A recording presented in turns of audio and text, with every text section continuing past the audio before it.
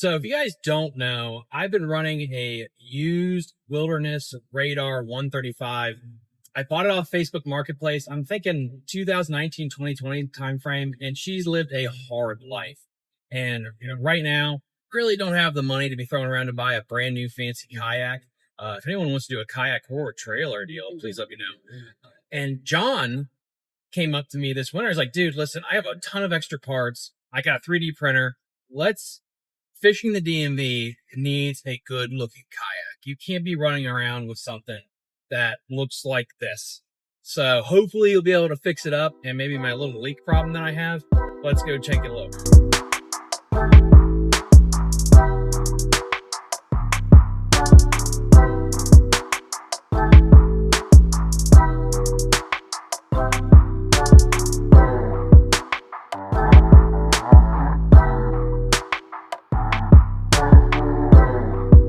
I think I told Thomas, I said, where isn't this thing?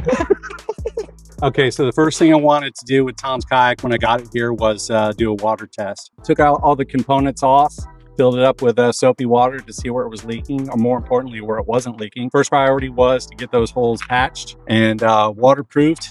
And I soon found out where all of the water was coming into the hull. So I addressed that first. I'll show you that in a minute. But the second thing I wanted to do was an exterior water test. And that basically entailed filling up the cockpit, the inside of the kayak, to see where it was leaking from outside. When you do a water test, a lot of guys will just fill it up with water, see where it's leaking from the hull. To do a complete water test, what I like to do is do both. Fill it up, see where it's leaking from inside the hull, and then fill up the cockpit and see where it's leaking from outside the hull. And I just want to add, so then we'll have the other side of the story where it was just normal for me last year, where I had a cup and I would just constantly bail because I thought it's a kayak.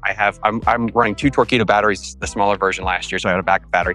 I thought I was a little bit overloaded, put on some weight too. We're all married. And so I just thought that was normal. And then when he got the kayak, and I think you called me or texted me, it's like, dude, this is a sieve. Like it was just draining water everywhere. I think I told Thomas, I said, where isn't this thing? It wasn't that bad, but I'll show you where most of the water was coming into the hull. And if you follow me to the back, when I did my water test, first off, I called Tom and I said, hey, your little drag plate here from when you drag your boat, like a $20 fill in the blank. I said, My Fair Lady. I said, I can see sunlight between the drag plate and the actual hull. That's not good. You want this to be, not where you can see between this black plastic piece and the hull. So the first thing I did was took this off. I washed everything and soon realized that the 2 bolts that come in here, they had made these holes bigger in the actual hull, the gray piece. So I shored up those holes, made them a little bit smaller. I used goop and used a little bit bigger bolts to bolt this back in. And the key piece with this is goop. This stuff is what you want to use for patching up small holes, making your kayak waterproof. You can see this is the marine grade. This is what Burley Pro recommends and a lot of other people recommend for your kayak. It's an excellent product. I use it on my kayaks. So basically what I did, before I bolted this back in, I used like half a tube of goop. I covered this entire plate and the hull, sandwiched it back up in there, bolted this plate back in. And then on the exterior, I just pumped as much goop as I could along the seams and the holes. And I think I used actually about 3/4 of a tube of goop. Okay, after I did my water test, I basically wanted to go bow to stern to make sure everything that was screwed into the hull was watertight. And with a kayak like this, it's old. There's no access to the hull, basically from the mid part of the boat back. So the screws that they used were pointed lag screws. They loosen over time, the hole becomes bigger than the screw, and that's where water can get in. So I took every single screw, bolt, nut off of this thing, made it watertight with a goop. I used bigger screws if the hole was bigger to make sure that everything was watertight. That includes the rails. I took all the rails off. You can see when water gets into this area, water is going to get through those holes eventually. So you want to goop each one of these screws that goes into the rails. So basically you goop every single screw that's screwed into this hull. You take it out, you goop it, you put it back in, make it watertight. So first thing I addressed was there was a hole here that look disgusting. The old glory hole. Yeah, there was some white goopy, gluey sealant stuff that was here. Looked like plumbing goop. Got all that off. I put a plate on here. I 3D printed a plate, made this watertight, and put some safety lights on it. The hull, this is another issue with balance, and for the safety of the battery. For the hull, I made a battery plate. If you want to look in here. So the battery plate's basically just to keep that extra battery centered. Before that battery was getting tossed in here, it could have gone to the left, to the right, wherever it was going to bounce or bang around inside the hull. That's going to mess up your balance, and it's going to get that battery white. So the safety aspect of this is just the weight balance. You want to keep that battery centered. And then just to reiterate for the Neanderthals at home, so you 3D printed that, or you cut that with your hand? Like how did you do that? Yeah, That gives way too many secrets. Yeah, I use an ABS plastic piece to fit around the spine so Okay. this doesn't slide around. So if you want to get the camera back in here to see like where the spine is with this bad boy. Yeah. So this is ABS plastic. It's a 1/4 inch. So I cut that so it fits around the spine up here, and I 3D printed a battery tray and just put a little rubber plate on there so it holds that battery. So that Clean. keeps the weight centered on this kayak. Okay, while we're here, when I did my exterior water test, a lot of water was getting in to here. So I took this entire piece off and I used a tube of goop. So now you can actually see the sealant that's all the way around this. So when water comes in over the bow now and it hits this, assuming these are locked like they should be, there's no water that's going to get into the hull.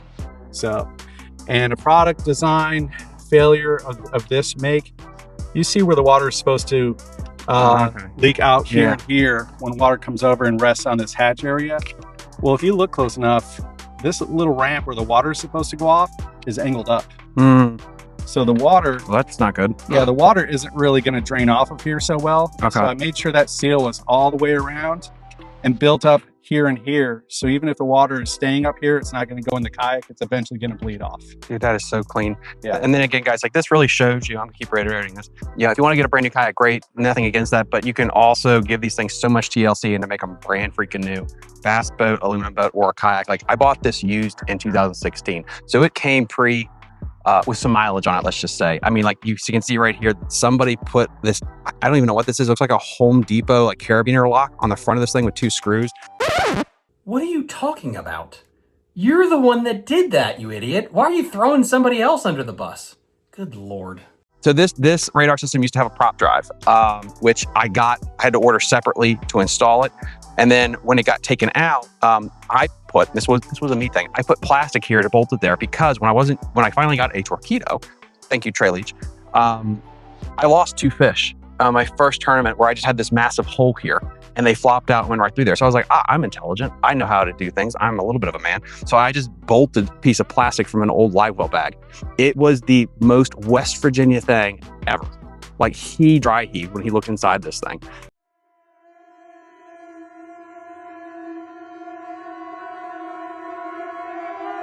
And the grin on your face, like, yeah, it was bad. Yeah, I cannot wait to take that bag off. So just briefly, we'll get back to this part, but just briefly for safety, Yep. You don't want water coming into the cockpit. So again, there's another tube of goop that I used to water seal this, so no water's getting in and out. Just in general, if you come back to the kayak and if you look at it straight down, what I did for balance sake, when I stripped the entire kayak off, you want all the weight centered and you want the heavy weight low in your kayak so that you're not tippy. Like the battery's heavy, you want that low in the hull of the kayak. So what I did before I put everything on that I wanted to put on, I weighed everything. So this boat from this side over and from the middle over here, it's completely balanced. So you're not going to list one way or the other. And lastly, for safety, Tom before did not run lights other than you had a headlamp. Yes, Right? I had a headlamp. Guardian Angel. Guardian Angel makes great products. There's remote ones. These aren't remote, but these are Tom's directional lights now. So he's safe on the water at night or in fog during the day. And so he's got his red and green directional lights up here. And he's also got a light up here on the Yak Attack stem.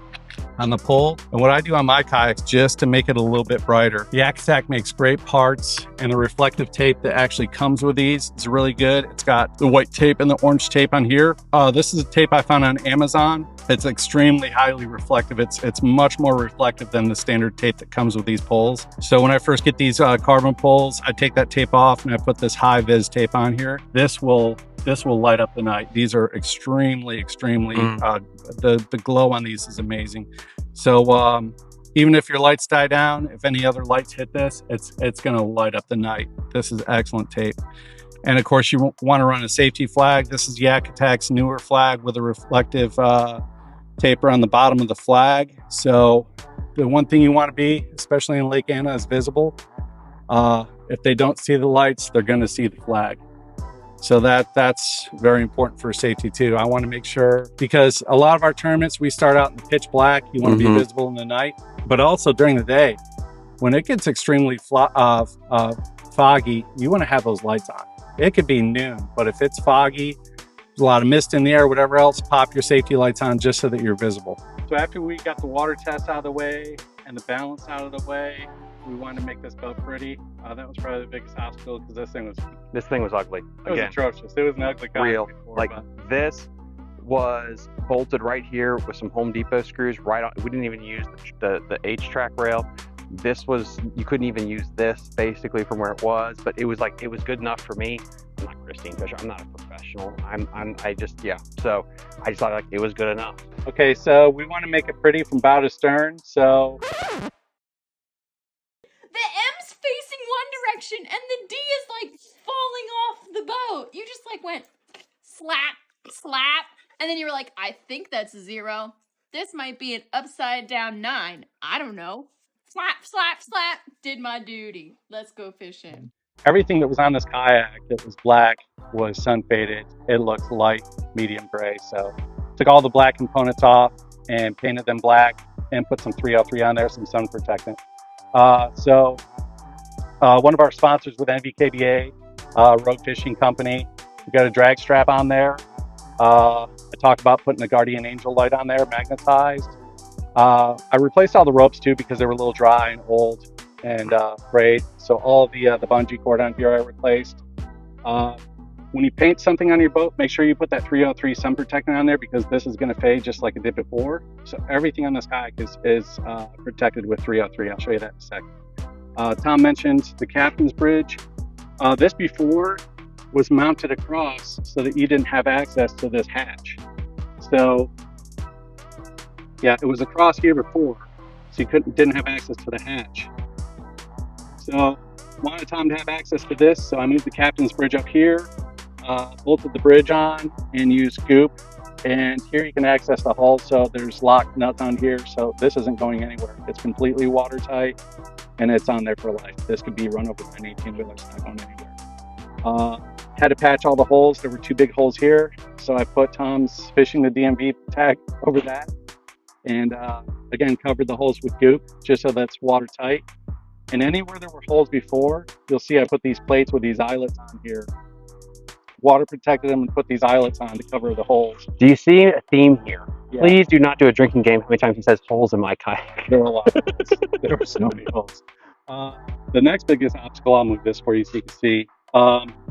The center hatch plate for this kayak is no longer made. Now, I went online to try to find it, and the only place I could find it online was Australia. They still make this kayak in Australia and make parts for it. That's wild. Not in the US, but Australia. So the shipping was going to be twice as much as the parts. So I was like, you know what? I'm just going to make this thing. So basically what I did, I took a 1/4-inch ABS plastic. I melted this down with a heat gun to fit the angle to cover the entire hatch. I gooped the entire seam.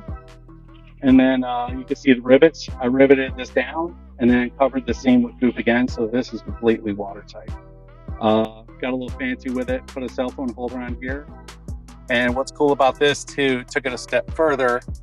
You can now take your measuring board and get this the right way. Now take your bump board, put it in that notch. The handle holds it down.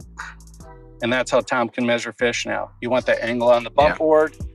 So that's an excellent way to record all of Tom's 20-inch smallies this year when he And a fishing tip that Chun taught me, huge shout out, great smallmouth river angler, is the issue when you have the board like this is the way a fish will set. If it flops, it's going to be either forward or back. And that means it's going to be flopping, generally speaking, out of the boat, unless you put your feet and you straddle them.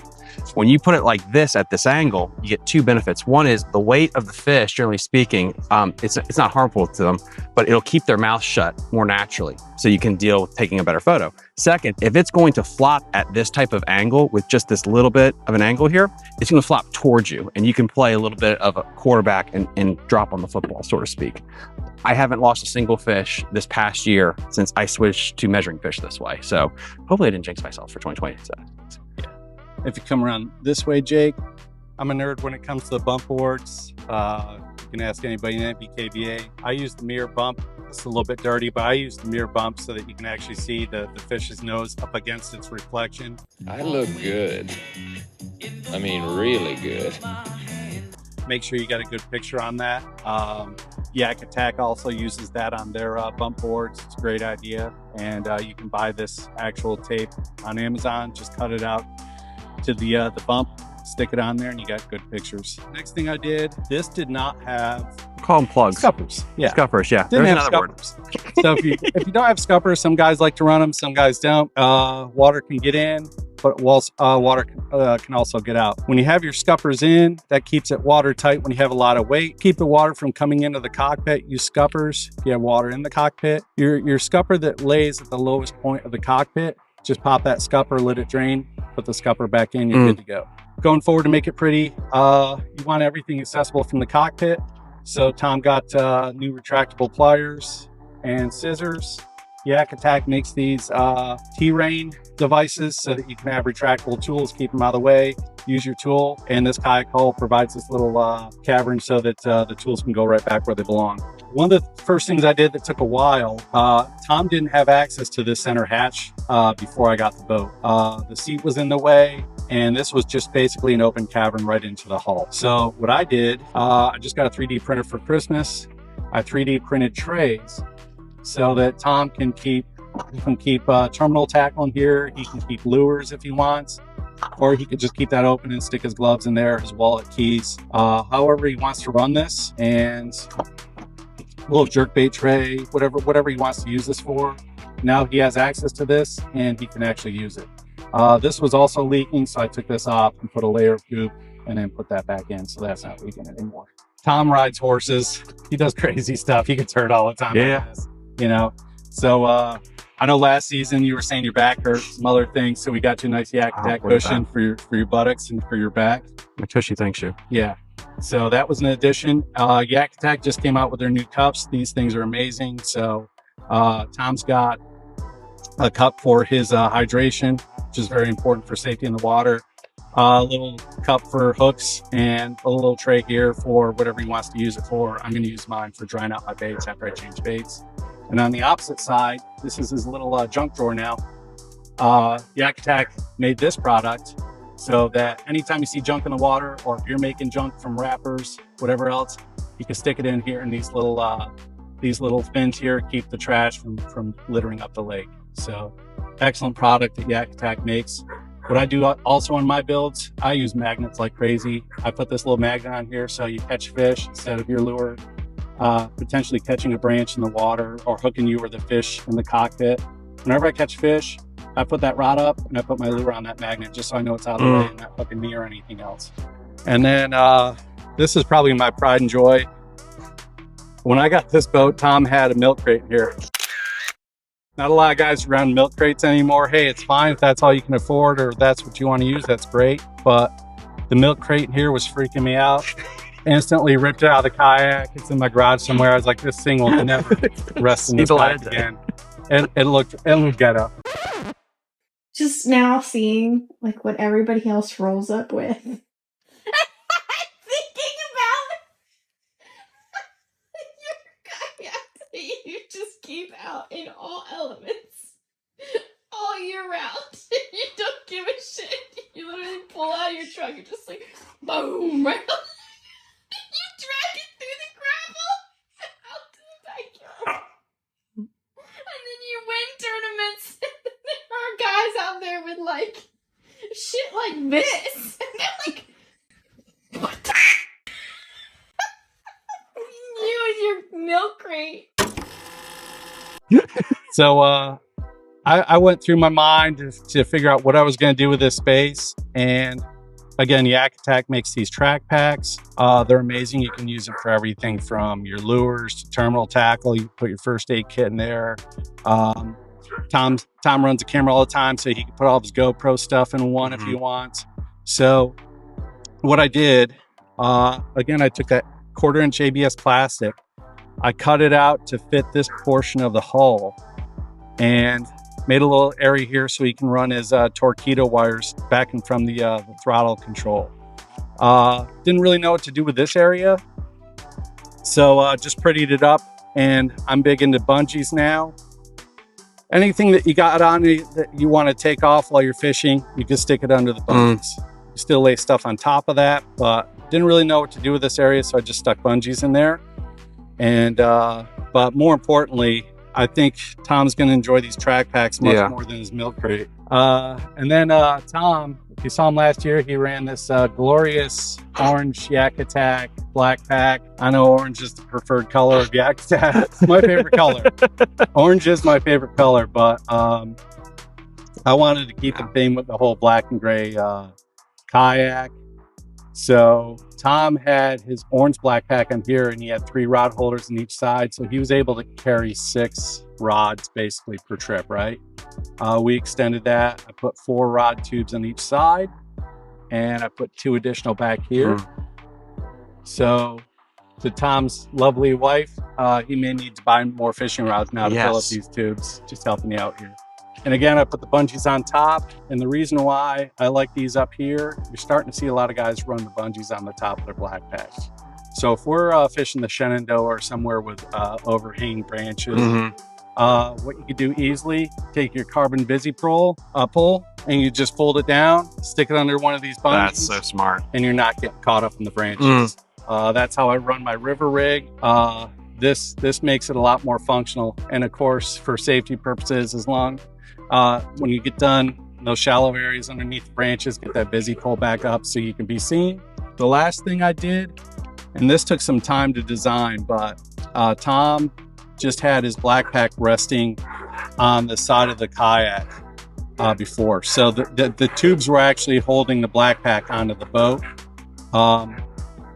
So I wanted to elevate this a little bit to get his battery out of the sun and underneath his black pack.